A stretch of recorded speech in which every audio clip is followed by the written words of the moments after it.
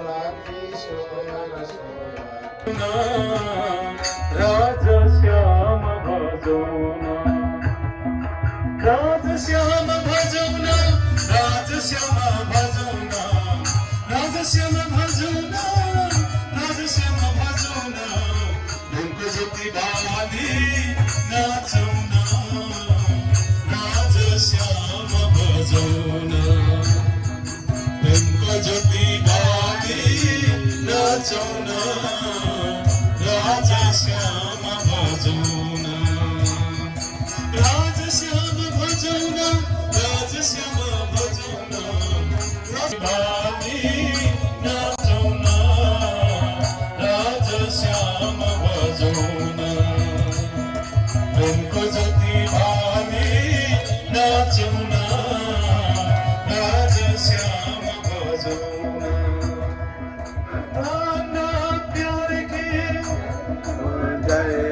सतगुरु महाराज की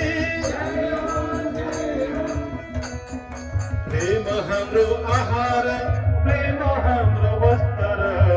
प्रेम हाम्रो आहार प्रेम हाम्रो वस्त्र प्रेममै मन लाग्यो रे प्रेममै बाँचौँ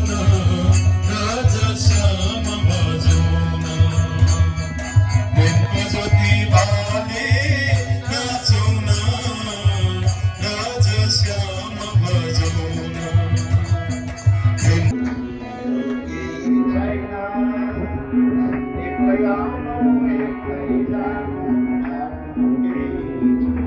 सबै मेरो मेरो भन्छ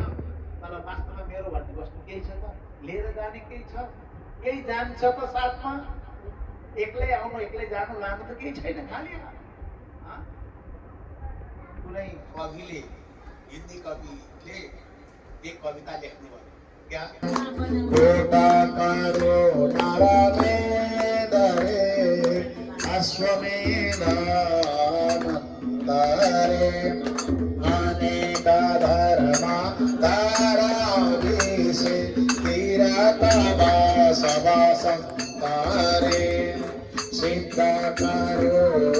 साधनारे विप्रमुखा वेदवदन्तारे सकल क्रिया सुन्दरमा पालता दया करो जीवा जतिर पनि गफ गर्न सक्नुहुनेछ भन्दै भन्दै म ढिलाइ नगरिकन हल्दी मेहन्दीको कार्यक्रम म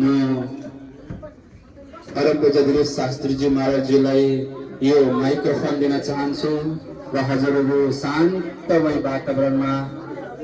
उहाँको वचनहरूलाई ग्रहण भन्दाखेरि ध्यान दिनुहोला गर्भधानम पुंसवनम श्रीमन्तो जात कर्म च नामकरण निष्क्रमणम अन्नाप्रसन चूडाकरण कर्णवेद विद्यारम्भ गर्ने उपनयन संस्कार अनि वेदारम्भ केशान्त संस्कार समावर्तन संस्कार विवाह संस्कार र अन्तिममा अन्त्येष्टि संस्कार यो 16 संस्कार हुन्छ।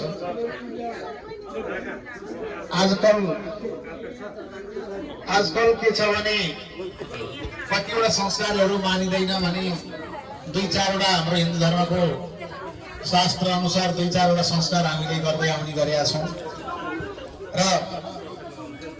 यो संस्कार आफ्नो आमा बाबाले जसलाई जन्म दिएको छोरीहरूको आफ्नो सुकन्याहरूको चरण धोएर पानी पिउने धर्म गर्ने भन्ने चाहिँ यही उमेर हो। यही उमेर मात्र गर्न सकिन्छ। पछाडि हाम्रो अहिलेको नयाँ जेनेरेसनको संस्कार अनुसार विवाह 25-30 वर्षमा गर्ने चलन छ। तर त्यतिखेर हामीले आज पनि गोडा धोनी चरण धोएर पिउने भन्ने एउटा सिद्धान्त छ। तर त्यतिखेर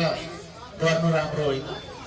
यदि चरण धोएर पिउनु पर्छ भनेदेखि सुकन्यामै गर्नुपर्छ, मासिक धर्म भन्दा पहिल्यै गर्नुपर्दछ, त्यसको फल प्राप्त हुन्छ। पछाडि भने त एउटा फर्ज निभाउने मात्रै हो। यसो चरण धोए जस्तो गर्ने हो, खाए जस्तो मात्रै गर्ने, कसैले खाने पनि हो। र खानुपर्छ भन्ने पनि छैन है फेरि वेदमा शास्त्रमा विवाह गर्दाखेरि 20-25 वर्ष 30 वर्ष 35 वर्ष पुगेकी छोरीको बिहा गरेर चरण धोएर पानी पिउनुपर्छ भनेर चाहिँ लेखेको छैन त्यतिखेर नखाँदा हुन्छ खानु हुँदैन हस्तौ पादौ प्रक्षालनम भनेको छ वेदमा हस्तौ पादौ भनेको हात र पाउ दुईटै हात दुईटै पाउ धोइदिनु मात्रै भनेको छ चरण पिउनु पानी लेडिजहरुको सोह्र श्रृंगार हुन्छ सोह्र श्रृंगारको अन्तर्गतमा मेहन्दी पनि पर्छ त्यो एउटा सौन्दर्यकरणको लागि सौन्दर्यताको लागि मेहन्दी लगाइन्छ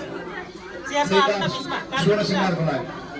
चेयर पर्दैन त्यही कारणले गर्दाखेरि आज यहाँ हाम्रो कार्यक्रम हुन लागिरहेछ आउनुहोस् मैले अघि भन्दै थिएँ कि सोह्र संस्कार के हुन् भनेर गर्भदानम पुंसवानम श्रीमन्तो जातकर्म छ भनेको संस्कार गर्भदानबाट पनि हुन्छ सुन्दर सन्तानको कामना गर्नु अरे काका अलिक सोच्नु न बाबु सर अलिक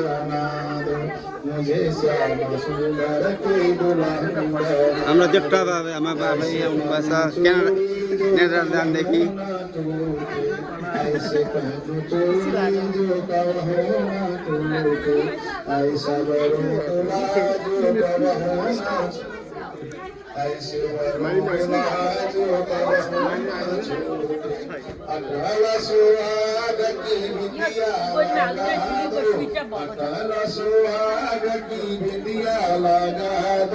मुझे श्याम सुंदर की दुल्हन बना दो मुझे श्याम सुंदर की दुल्हन बना दो आओ मेरी जादू मुझे श्याम सुंदर की दुल्हन बना दो मुझे श्याम सुंदर की दुल्हन बना दो मुझे श्याम सुंदर की दुल्हन बना दो सद्गुरु महाराज की अखंड पर्व धाम की आउनुहोस् प्यारे सुन्दर साथ भक्तजन प्रेमीजन आज विशेष कार्यक्रम औपचारिक कार्यक्रम हाम्रो सुरु भइसकेको यहाँलाई जानकारी गराउँदै गराउँदै अब भने हाम्रो गुनीको चोलोको अनि एनिभर्सरीको कार्यक्रम तर्फ हामी अघि बढ्नेछौँ नानीहरूलाई आफ्नो बाबा आमा जो आजको विशेष गुनु चोलो कार्यक्रममा नानीहरूलाई मञ्चमा लगेर राखिदिनुको निमित्त पनि म बा आमालाई आफ्ना मातापितालाई म अनुरोध गर्न चाहन्छु यसो अब भने म लगेर आसन ग्रहण यसै गरी दाजु अभिचन्द्र गजुमेर अनि दिदीलाई यसै गरी दाजु सहबहादुर सिलवाल अनि दिदी गङ्गा सिलवाललाई आफ्नो नानीलाई आसन ग्रहण गरिदिनुको निमित्त पनि म विनम्र अनुरोध आज बा आमाको एनिभर्सरी 49th एनिभर्सरी जो हुन गइरहेको छ उहाँले वैवाहिक जीवनको आज 49 एनिभर्सरी पार गर्दै हुनुहुन्छ र टाढाबाट आफ्नो छोराको निमित्त भनेर सद्गुरु महाराज की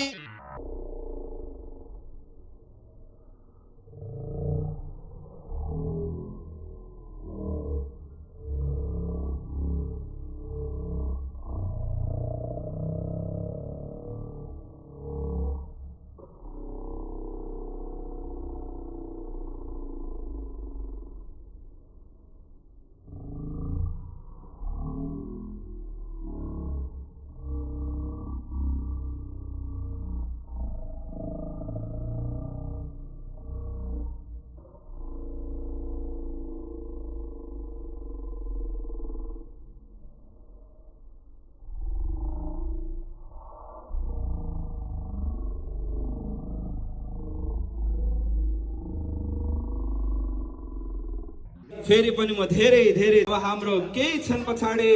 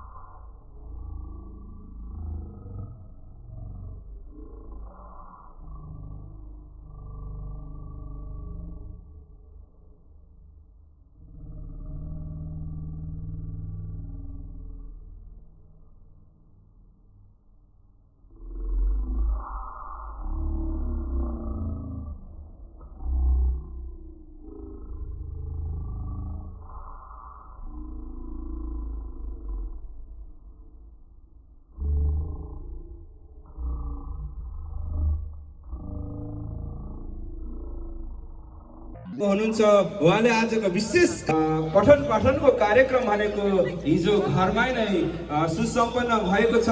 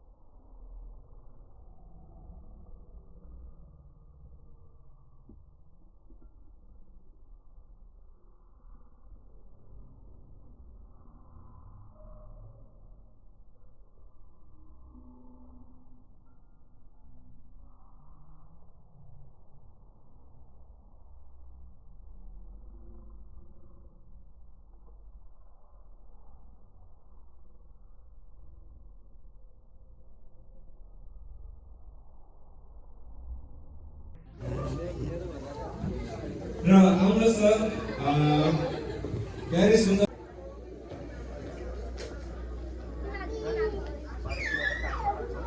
आउनुहोस् प्यारे सुन्दर साथजी, भक्तजन प्रेमीजन र हिजैदेखि हाम्रो निम्तोलाई स्वीकार गरेर टाढाबाट परम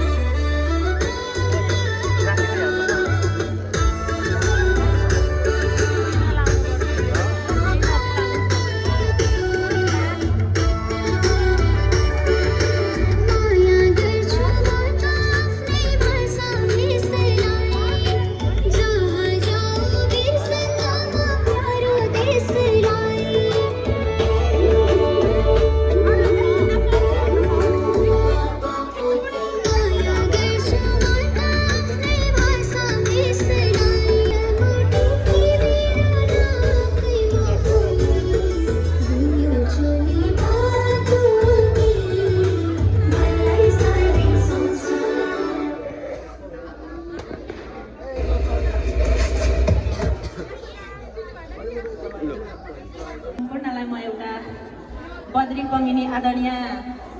नेपालका वरिष्ठ गायक बद्री पङ्गिनी दाइको गीत गाउन कोसिस गरिराखेकी छु। कस्तो हुन्छ हजुरले? मन सबैदेखि अगाडि आएर पक्कै नै नाच्न सक्नुहुनेछ। भरे हामी यो हलबाट गएपछि घरमा नाच्न मिल्दैन, अप्ठ्यारो हुनेछ। पक्कै नै आमाहरूले नृत्य देखाउनु हुनेछ भन्ने मैले आशा लिएको छु। हामी सबै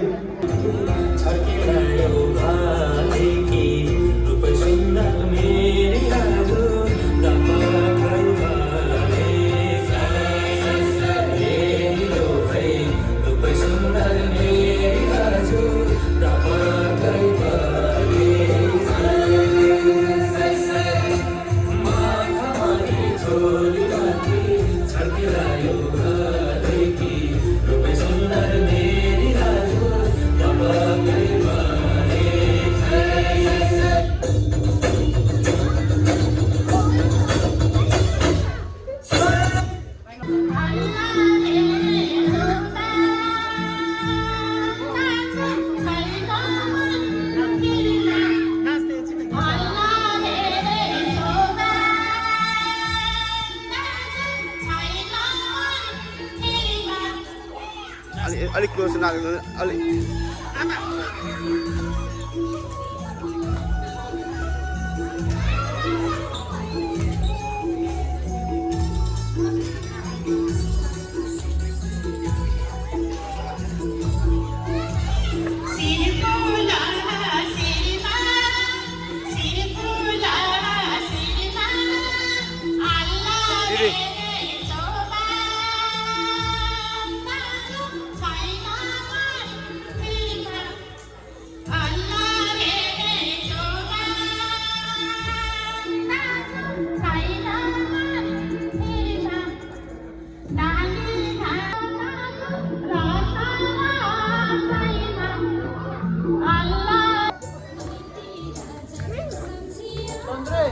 हजुर हजुर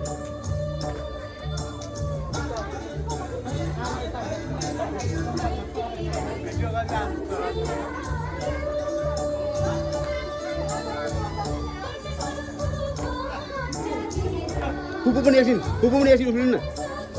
उफ्रिनु न भिडियो लानु उफ्रिएर गर्नु न उफ्रिएर गर्नु एकछिन उफ्रिएर गर्नु नि भिडियो गर्ने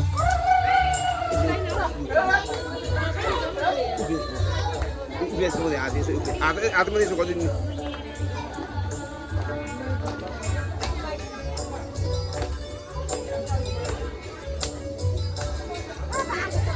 आमा बाबु